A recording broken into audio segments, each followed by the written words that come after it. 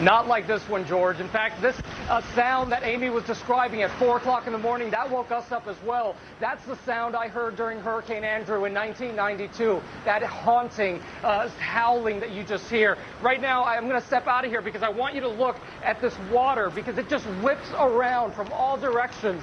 And that's what happens during these storms. You don't know where the wind is coming from. It just pushes you all over the place. We're hearing reports of some 77-mile-per-hour wind gusts. I'd be interested in hearing if Ginger is seeing those same numbers.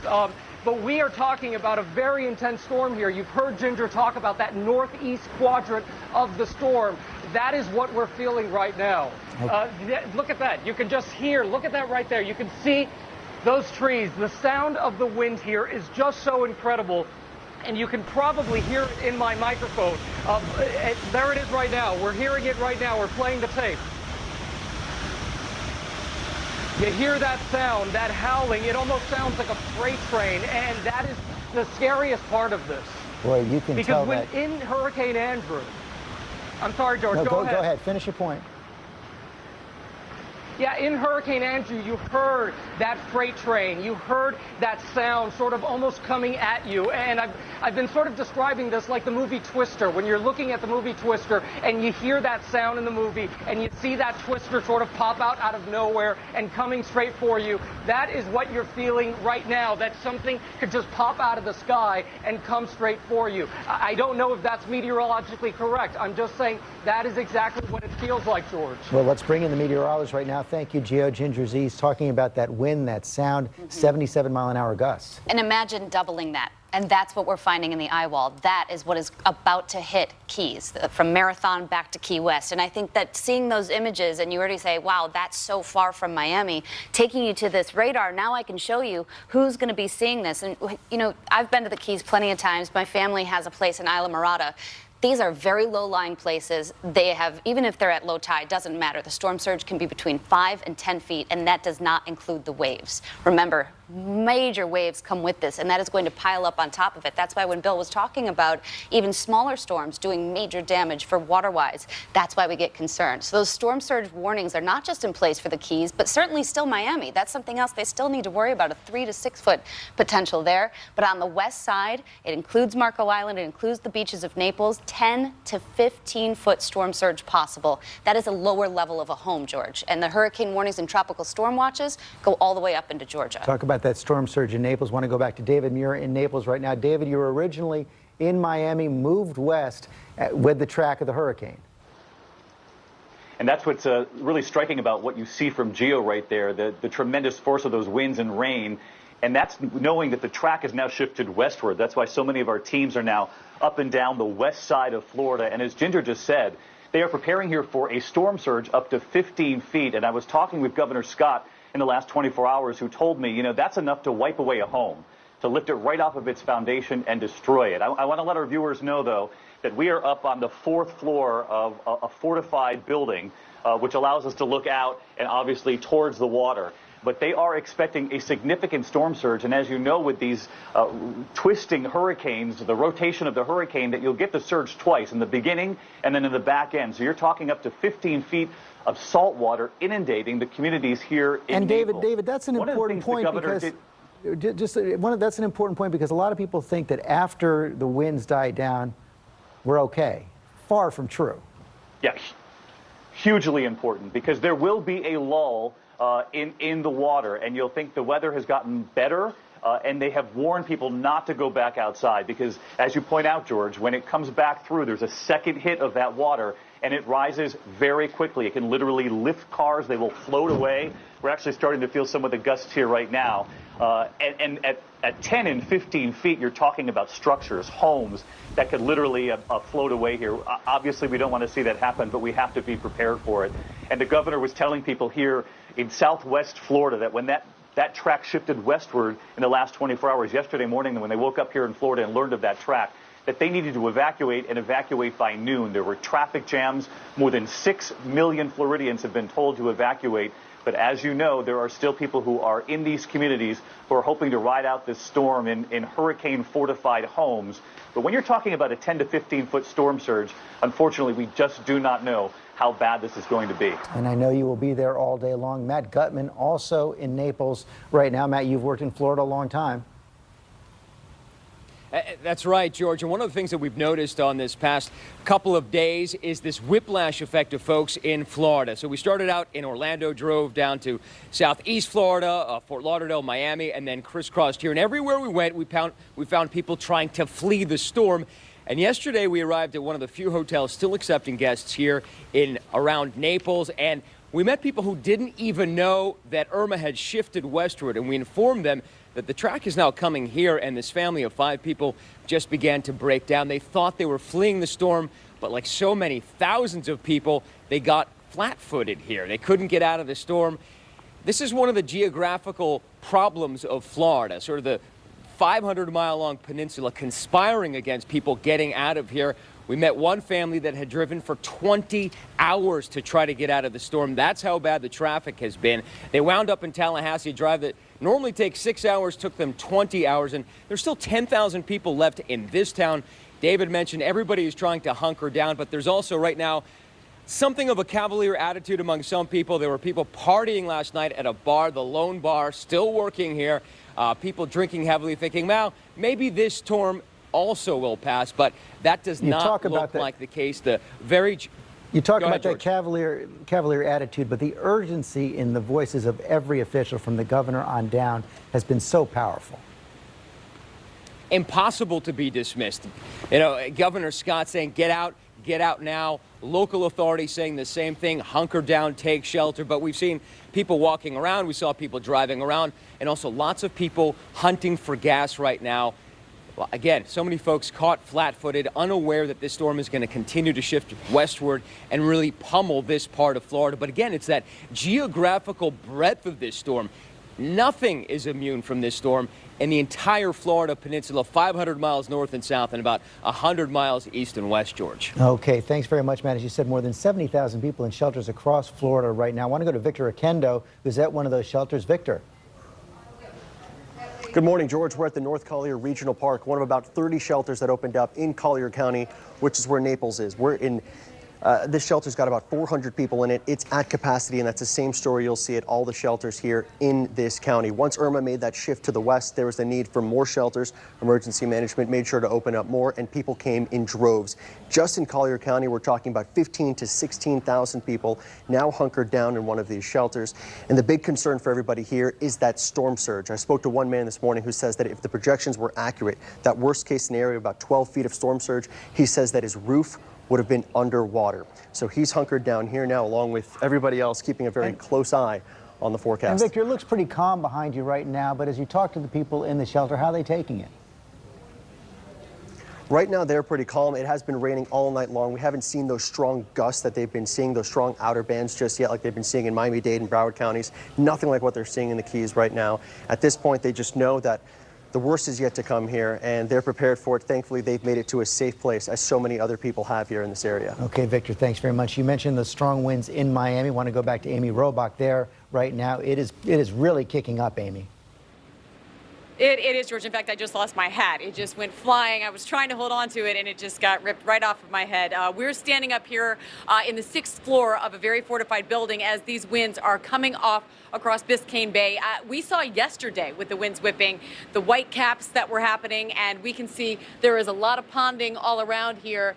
Some trees that look like they're about to go down, and some extremely heavy howling winds that are whipping through. They woke us up early this morning, and I know they've probably woken up a lot of people who've decided to ride out the storm here. We are in downtown Miami, and we are seeing down street signs. We are seeing trees bending over, and we are seeing some really strong wind gusts. We know that about 380,000 people have already lost power in Florida. So far, the power has held here. We are one of the lucky ones, but certainly we will see if that holds up as these winds continue to kick in. We know that Irma is getting closer and closer, about to make landfall on Key West, and so we are feeling those outer bands on the northerly side of the storm, and so we'll continue to watch it from here, but it is getting extremely windy, and I guess my hat is a lost cause. Okay. I don't think I'll find it, George. Don't even try. We'll get you a new one. Okay, Amy, thanks very much. I want to put up now a split-screen image of the east and west coasts of Florida. There you see it right there in ginger. it sort of gives you a sense of how big and how wide this storm is. And that's why when I hear Matt talk about flat-footed, I kind of have a feeling of, hold on, guys, we were talking about a cone, and you should always watch the cone. The cone is within days. We've been talking about the storm all week. We're great, and our technology has gotten better. But within the meteorology community, the forecast needs to be fine-tuned as you get closer. So within that cone is when you need to prepare. And that's why the entire state of peninsula, or the entire peninsula of Florida, has been under attack this whole time. And I don't want to lose that. So now, even with the western shift, the east side still gets heavy flooding rains. The east side still gets gusty winds of hurricane force, because the hurricane force winds are 80 miles on each side. Even by the time it gets up to Tallahassee and into Georgia, you'll be feeling tropical storm force winds. See these wind speeds. Well over 100. Orlando at 7 a.m. on Monday is still at 83 for a gust, 70 Gainesville, 55 Tallahassee, as that center stays just south of Gainesville and then moves into Georgia. That's the point. It's wide, it's going to stay wide, and with latitude, hurricanes get even wider. It is so wide, so strong. Why? Because it is a large and intense storm. A lot of times you can't say, because you've seen a lot of those comparisons of Andrew being very small, and then you see Irma very large. And that usually doesn't mean anything. Size does not matter as far as intensity. In this, we have intensity and size. And that's the concern, is that it covers the entire state of Florida. It's the combination. I want to go to the west coast of Florida right now. Fort Myers. ABC's Tom Yamas is there. Tom.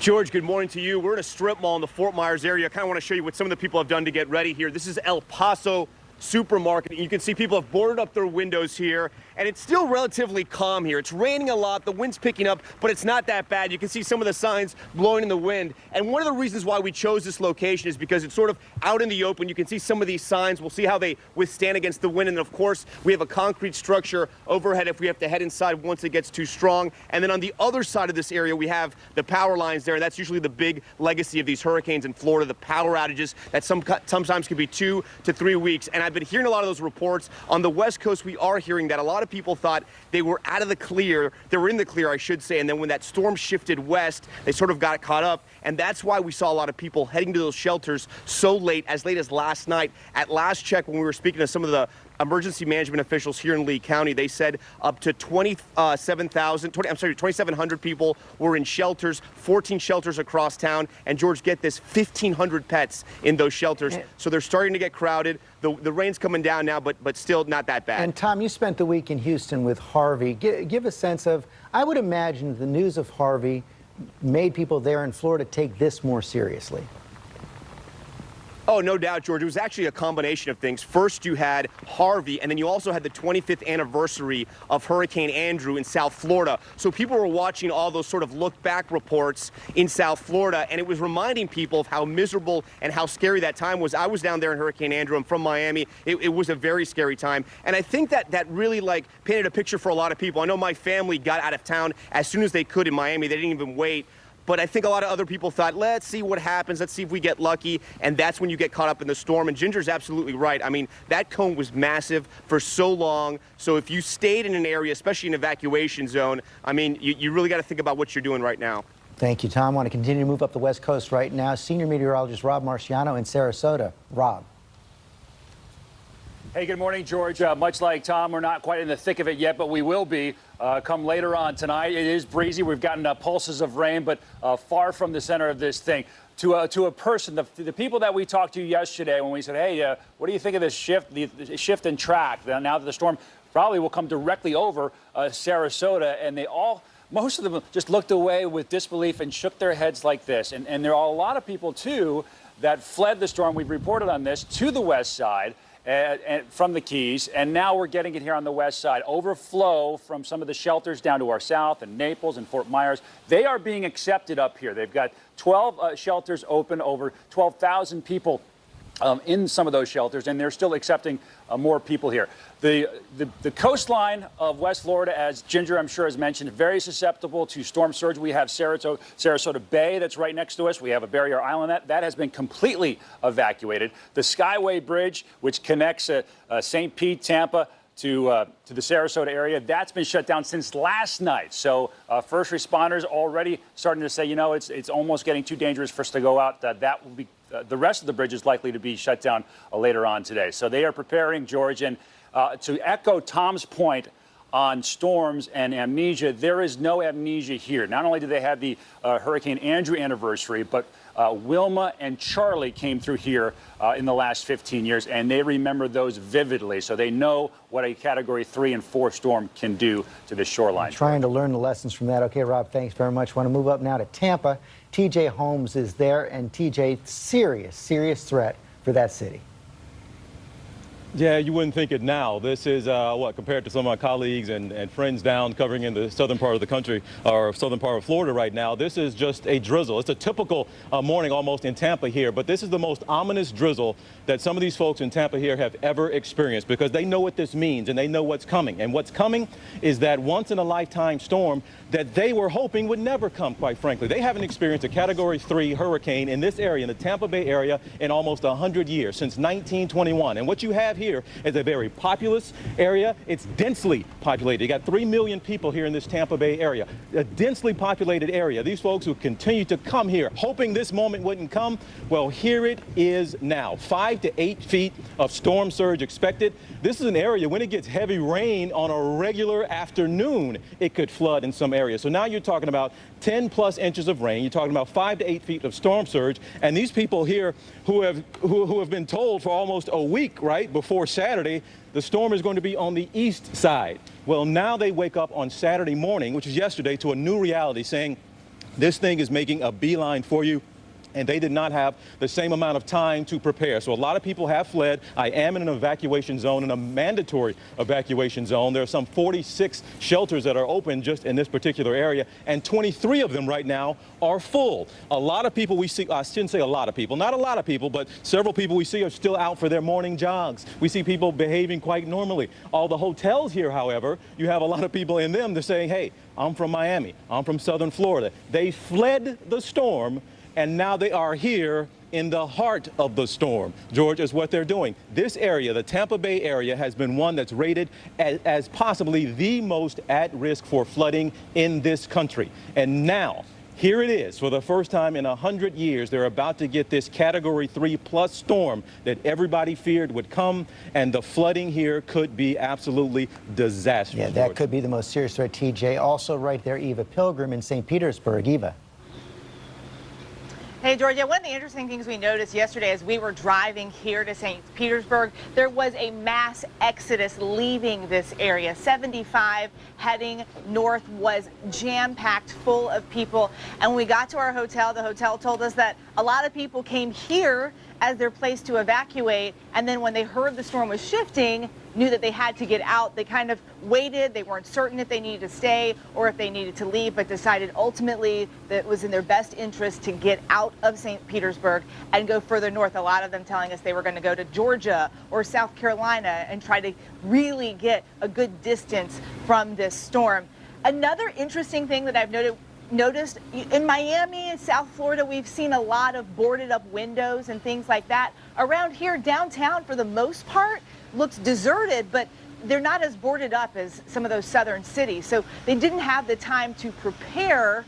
They weren't expecting this, a lot of these people in this area, so they didn't do some of those things that we saw people in South Florida do in preparation for this. And now a lot of people are scrambling to try to get those things done now. George. That shift did take a lot of people by surprise. Eva Pilgrim in St. Petersburg, thanks very much. It's a little after 6:30 now here on the East Coast, and Hurricane Irma is bearing down hard on the Keys. We want to go back now to Key West, where Roman Gastasi, the Monroe County Administrator, is north of Key Largo. Roman, what are you seeing and feeling right now?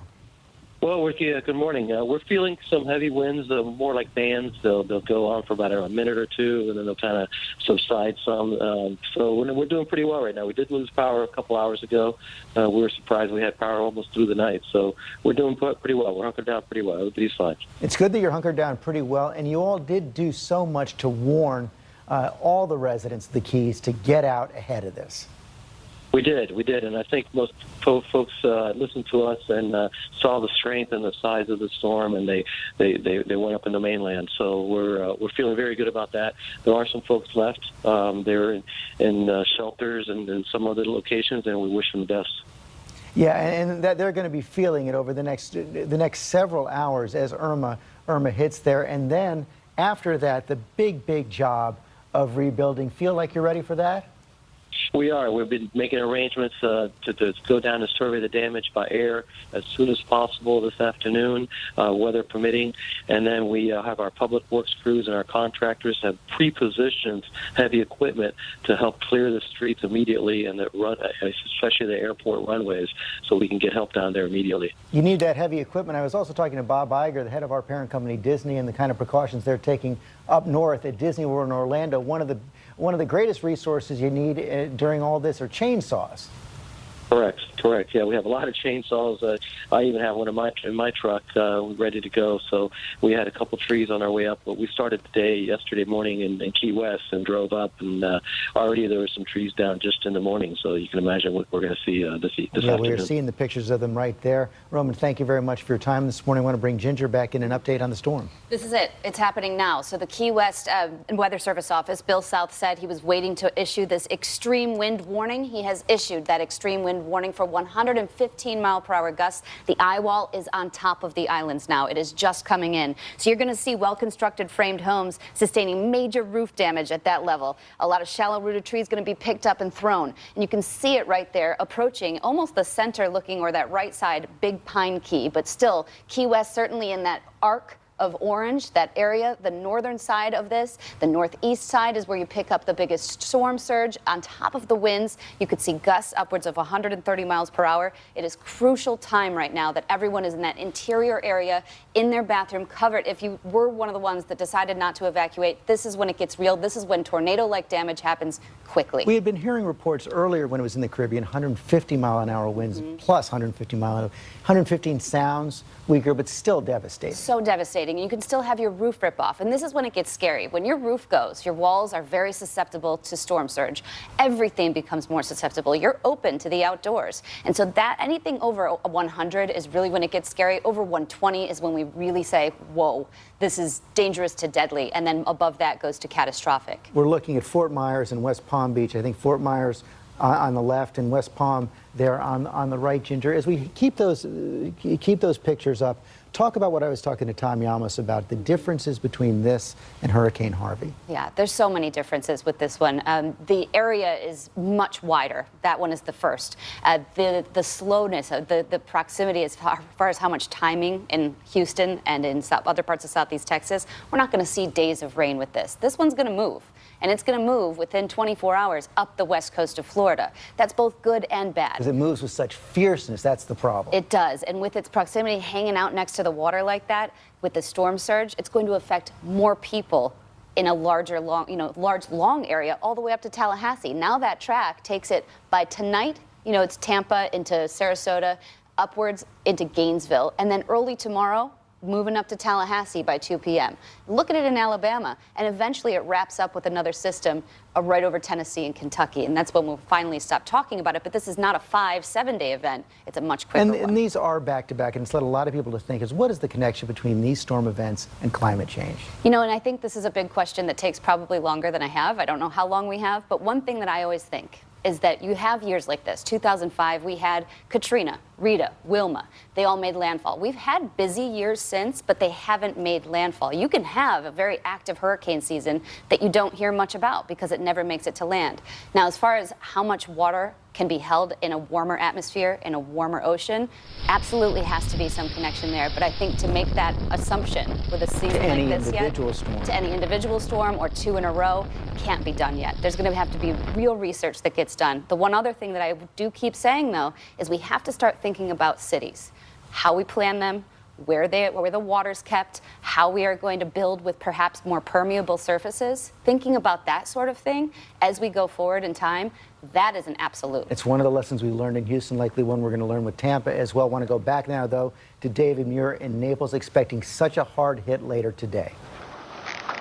Yeah, that wind warning that Ginger talks about is something they're watching very closely, not only here in Naples, but north of here in Fort Myers, then up in Tampa. And one of the things about the track that Ginger has been talking about that makes authorities so concerned here is that it looks like now it's just going to go up and hug the coast all the way up the coast of Florida as a Category 4 hurricane churning over those warm waters. And when we can't reiterate this enough, that we are on the most dangerous side of the hurricane, the right side of the hurricane in particular, that sort of north eastern quadrant of the hurricane, and that's exactly what's going to lash all of these communities up the coast. You know, they're talking about possible sustained winds, not just wind gusts, but sustained winds of 130 miles per hour here in Naples over the course of much of this afternoon. It's sort of extraordinary when you think about it that way, that these homes, these buildings, cars, this community is just going to be battered relentlessly for hours. The gusts, they say, could be up to 140 miles per hour. And David, we already see the wind kicking up behind you right there. Nothing like what it's going to be later today. When do you expect the worst? Right now, given the forecast model that just came out this morning, they're expecting the worst between 2 and 5 p.m. And then the backside of the storm will still feel those winds for several hours into the evening. As Ginger points out, this is going to be an all-day event. But right here in Naples and then in Fort Myers, I'm expecting the wind gusts and those sustained winds to last between 2 and 5, 2 and 6 here. And then you've got to think Fort Myers and Tampa, the Sarasota area, are all going to feel it for the next few hours after that into the evening. The whole West Coast all day long. David Muir, thanks very much. Right now, Miami getting huge winds. Amy Robach is there. That's right, George. In fact, we have seen just in the last half hour the winds really kick up even further and faster. We have wind gusts around 66 miles per hour here in the downtown Miami area, and a lot of wind, a lot of rain with that as well. And I'm pretty sure you can hear it too. It's just howling. It sounds like a train. I heard Gio describe the same thing here in downtown Miami. And it is a ghost town here, and that is the good thing. People got out. They heeded the warning. It's been raining and windy here since this time yesterday morning. And so just slowly and steadily, we've seen those winds kick up and become very fierce. We have Biscayne Bay just over here on the other side of where I'm standing, and we're expecting about a 5 to 10 foot storm surge here. So it's not the water that they're worried about, it's the wind speed that they're worried about. Of course, we know that Irma shifted slightly west, so we're not going to get the brunt of it that we thought we were going to get. But you know what? This is pretty bad. We are experiencing some pretty significant winds. It is definitely not safe to be out on the streets. In fact, some of the lights just went out right behind me. We know that nearly 400,000 people in the state of Florida are without power. We still have power at this building, but we just saw some of the lights go out, and that may happen as these winds continue to kick up, George. And we're showing those wind speeds right now, 87 miles an hour in Miami Beach. Gio Benitez, you were giving us a sense of the sound created by that wind and the swaying of those trees. That's right, George. You can just see right there, that wind, that rain has just really started to come down, as Amy said, over the past half hour. I heard David talk about that northeast quadrant. That is, in fact, what's most dangerous when you're looking at those outer bands outside of the eye. Ginger has been talking about that. We are feeling that right now. It's incredible to hear you say, George, that you're seeing some 87 mile per hour winds in Miami Beach. We're not too far from Miami Beach right now. I can't imagine that too many people are asleep right now, because they must be watching that radar. They must be watching for those tornado warnings and tornado watches all night long. There were so many tornado warnings coming in that the local meteorologists over at our powerhouse station here in Miami, WPLG, they just couldn't keep up with these tornado warnings. They kept coming and coming and coming. I want you to look right here. Just look at that water right there, George, because that shows you how this wind is going from side to side. You just don't know where it's coming from. That is why it's just so dangerous. And just because we've been getting some tweets here, I just want to reassure some people, I am roped down. We are in a secure building surrounded by concrete, but this is an unbelievable thing that we're seeing here. George, I have to be honest, I've never seen anything like this covering storms here. And just to give you an idea, Gio, the winds that you were seeing on that map were actually projected. So you're already seeing gusts around 60 miles per hour. You're going to see this for hours. That was actually 4 p.m. for an 87 mile per hour Miami Beach. So this is going to be a long day for the west and east coast of Florida. And that's something to keep in mind, and why we described any hurricane as almost a washing machine, where you have just a constant push of water, a constant push of wind, and it's hours on hours. This is what makes it different than a tornado. And we could see that there with Gio. I want to go back to Gio right now. As he said, he's lashed in right there. We see those sheets of rain behind you. And so even though Miami did not get the worst of this, they don't feel like they dodged a bullet at all. Not at all, George, and that's why people need to be watching this. You know, I actually brought my mother to this building here because I knew this would be much more secure than the house that she was staying at. And she, last night, was just looking at the window in shock when she saw these gusts moving through and she saw that kind of rain. Look at that right there. It just keeps going. We've been seeing these trees here, if you can see these trees, we've been seeing branches start flying off, and we already know that down below, down on the street, there are some trees that are already down, and that's what becomes very dangerous when you have sort of projectiles flying out. In all of these skyscrapers here, these buildings here, they're all made of glass. During Hurricane Andrew, in fact, in this one here, specifically this one right here, during Hurricane Andrew, the glass was just shattered all over the place. I don't think these buildings have been tested since because they have not seen winds this strong in such a long time. We're looking at other buildings that are just brand new. We know Tom Yamas has been talking about the skyscrapers and those cranes because there's just so much construction. I can't imagine what those cranes are doing right now. I imagine that as soon as we start seeing more daylight, we'll see what's happening with those cranes, but because that can definitely become a dangerous projectile. But just unbelievable wind here that we're seeing in downtown Miami, George. Okay, Gio, thanks very much. You mentioned Tom Yamas. He is over in Fort Myers, the weather kicking up there as well. And Tom, I think it is hard for people to understand. You talked about those cranes before. Gio just mentioned them again, but the fact that they're swirling around could actually be a sign that they're safer. Yeah, it's sort of a strange and unsettling sight, George, but the way it was explained to me, the cranes are designed to withstand winds of about 145 miles per hour. And basically what happens is they act like a weather vane. They just spin around like a weather vane. We saw that actually yesterday morning when the wind started to pick up in downtown Miami. But there are 20 to 25 cranes in downtown Miami. Officials there told anyone who lives next to a crane to evacuate.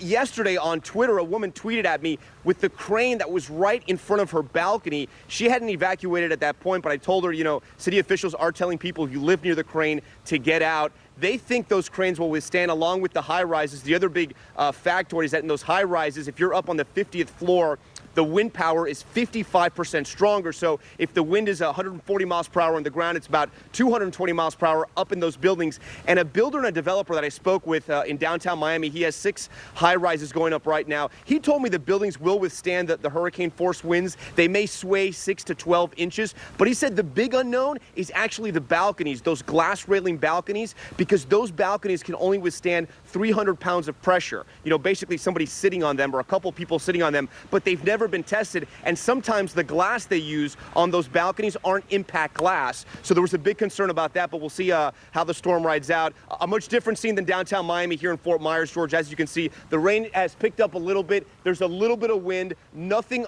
unusual yet about this storm. It was a quiet night, but here's the thing. It's not going to stop. It's just getting started here in Fort Myers. We're going to see things just get worse and worse over the next 12 hours. Yeah, you guys are going to have it, as David was saying, the toughest part will be later this afternoon, probably between 2 and 5 p.m. And I assume everybody has been told you stay inside all day long. It is not safe to go anywhere near those streets, even now.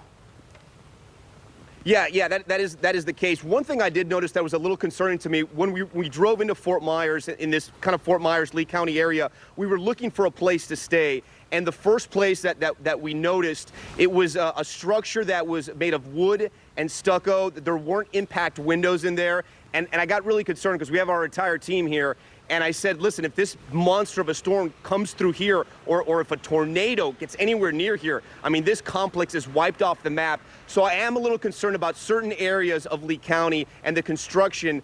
There's a lot of homes that were built here a long time ago, and it's unclear if they'll withstand the hurricane winds. Where we are right now, it's an open strip mall. It's a concrete structure where we're staying tonight. It's a house made of concrete with impact windows, away from an evacuation zone, because so much of this is in an evacuation zone. So we'll see how this county and this community rides out the storm. On that point of the structures, I do want to go back to Gio if we still have him right now, because Gio, you were mentioning the kind of threats to the buildings there in Miami, but after Andrew, they did make lots of changes in the regulations for building in that city. Absolutely right. In fact, when we were selecting this building, George, we were looking at it to make sure that it was built after Andrew, and it was. The building that we're in right now was built about 10 years ago. And maybe we can turn around. Can we turn around, Lewis, here just to show you? what this looks like here. These windows, these doors, I'm going to let go of this for a second. These windows are all hurricane resistant, impact resistant, and we look for that to make sure that that was in place, and you have that hard concrete. So a lot of this was after Andrew, and these are some of the toughest restrictions when we're talking about construction code in the country. They really are. A lot of the homes had to be totally redone because we saw so many homes with their roofs just fly off during Hurricane Andrew because so many tornadoes came through. And so that is what they ended up changing here, that code. And Gio, as you mentioned, we saw you earlier in the week in the Keys working your way up with those who were evacuating from the Keys. From the very beginning of this storm, when it was first developing, now more than a week ago, the people of Florida really did understand how serious this is going to be. And you know what it was? Also, Harvey. Harvey really had an impact on a lot of those people down in Key West because old Key Westers, conks as they call them, they like to stay for storms. They don't like to leave their property. But George, you've seen those homes, those pictures of those homes over in Key West. The construction of those homes is very, very different than what you'll find here in Miami. I don't know if those homes have been tested for winds that strong, and that's frightening. I have some family there, and they chose not to leave, George. And well, we can see it. Okay, Gio, thanks very much. I want to go to Key West right now. Logan Bullens is there with his family of 5. They're riding out the storm. And tell us what you're going through right now, Logan. Yeah, I'm Zach Delikakis. I'm Logan's dad. It's frightening. It's frightening, to say the least. You can hear the wind. You can probably hear it in the background right now. There's a little vibration. We're in a concrete structure on the 3rd floor, and you can still feel it. It's something we've never experienced. But you did decide to try to hunker down while you're there. What kind of precautions have you taken? So, we as much as life jackets all the way to generator, everything, non-perishables, cases of water, typical things that you would need, during and post hurricane. And we've also taken shelter on the 3rd floor at at friends of ours, right? So there are a group of us that are together. And what does that wind sound like right now? I would say, like it's whipping. We have hurricane shutters on the doors, on the windows. You can hear it whistling. You hear a lot of, I don't know what it is out there flying around. The last thing you want to do is open the door or anything to look. So what we hear is just a lot of noise, a lot of whipping air. We hear rain hitting the side and perhaps debris. We're really not sure at the moment. We don't know what we're going to see when we open the door, to be honest. Have you been able to sleep at all? No. We've maybe have had 15, 20 minutes. It's kind of frightening. Well, I can only imagine. I hope everybody there is safe. I know you've stocked up on water, and we'll try to come back to you later. But stay safe. Right now, I want to go back to Amy Robach in Miami. Yeah, George, so we are just watching this wind. We just heard in Key West the howling wind. We are getting it here in Miami, too. It is fierce. It is strong. It is whipping things throughout the air, so it is very dangerous to be down in the street right now. I've seen more street signs go flying across the highway we have right here, and very few people. I have seen a couple people out trying to take some pictures, and there's a car out there. I don't know what they're doing. It's certainly not safe. We are up on the 6th floor here of a very fortified building right near Biscayne Bay, and we're seeing a lot of rain, a lot of wind, gusts well over 60 miles per hour, and also a threat in this area is tornadoes. That always comes with a hurricane warning, and we've had 2 reported hurricanes near the Miami area already overnight, so there is going to be a lot of damage as the light comes up here in Miami. And we know so many people did choose to stay and are hunkered down in their homes, in shelters across this state as we weather this very wicked wind. And we're seeing there's some more lights that just went out, actually. So we still have power here, but nearly 400,000 people here in the state of Florida are now without power. That number, of course, is going to increase as the winds do here as Irma comes ashore. George? Okay, we want to go to Hollywood, Florida now. Thank you, Amy. And we want to listen to our station, WPLG. Of our viewers safe, and that is where we are. We hope to check back in Boy, with you that guys is the and scene keep in you Hollywood. updated as this story progresses. For now, we're live in Fort Myers. I'm Simone Cucurullo. I imagine just this area has seen many tornado watches, George, this from Hollywood up through Fort Well, that's Lauderdale. what I wanted to ask you about. Yeah. Talk about the interaction between hurricanes and tornadoes. Right, so as the hurricane circulates onto land, that circulation hits the friction of the land, and then it can easily spin up tornadoes. They're often smaller. What was interesting last night was to see the National Weather Service in Miami put out a particularly dangerous situation. We see those with Oklahoma-type tornadoes. We see those with long track, very dangerous tornadoes, and that was happening last night. So this is a powerful, wide storm. Those outer bands bring a tornado watch all the way to Vero Beach right now, and that's going to march northward. We're going to end up seeing that in Orlando, Jacksonville, as we go through tonight and into tomorrow. But right now, just to mention, because we were talking to the man that was there in Key West, that's definitely debris at 115 miles per hour. Okay, I want to try to check back in with Hollywood, Florida right now, WPLG. Around Hollywood Beach as more of Irma's rain bands sort of lift up into that particular area. While the wind is whipping where you are, there is an extreme wind warning for the lower Keys. This is happening as the eye wall of Hurricane Irma moves into the lower Keys as we're speaking. So conditions there, if you're going through that, Laren, I can't even imagine what's happening those there. folks are going through. Right, and if we could go to graphic 42 real quick here, this is really important. The Key West office issued this extreme wind warning.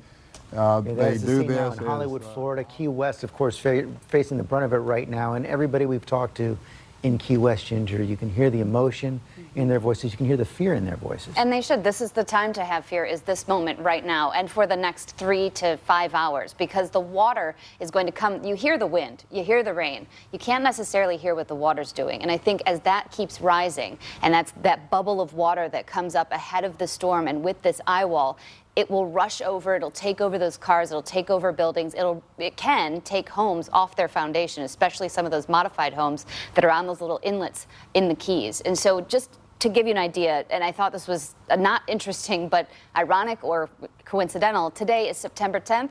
That is the peak of hurricane season. So we are seeing Hurricane Irma making impact on the Florida Keys on what is the peak. So it is coming at the perfect time. The other thing to keep in mind is with that surge, I've mentioned a couple of names, but I thought it would be helpful if you're listening now and you're north. You're seeing all the pictures from Miami, Gio, Amy, everybody's saying this is crazy. We just saw Hollywood, Florida. That's the wind on that northeast quadrant coming off the ocean. So they have nothing to stop the wind before it gets to them. When you're talking about Tom Yamas standing there in Fort Myers, he's saying it's a little bit more calm. That's because the wind and all of that has gone over land for a little bit. And so those outer bands are even feeling or looking stronger sometimes on that east side, but the entire southern part of the peninsula going to be impacted today into tomorrow. Calm now.